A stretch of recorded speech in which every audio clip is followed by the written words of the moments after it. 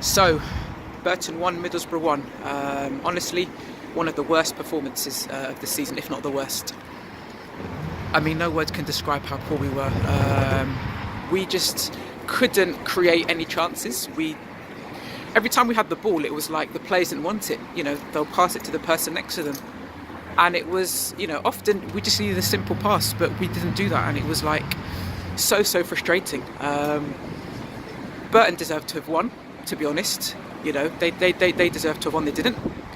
But honestly, it's difficult to put into words, because how many of those players can actually walk out from that match and say they deserved any sort of credit from it? It was just really, really poor.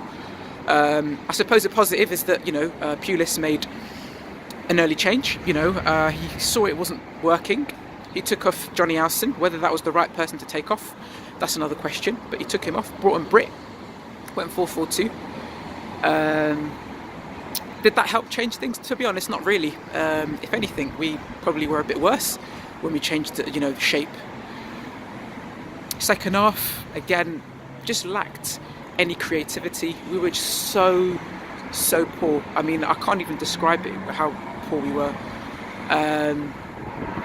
But it's still in our hands. It's crazy, but playoffs is still in our hands. We've got some difficult games coming up, and it's still in our hands.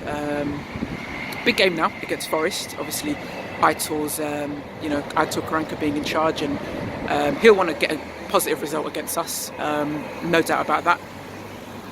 But honestly, no words can describe how poor the performance was, and it's just, honestly, I don't even know what to say. I mean, normally I'm quite positive. Normally I can come out and I can, come out with a few positives. But honestly, I can't be positive after that. It was so poor.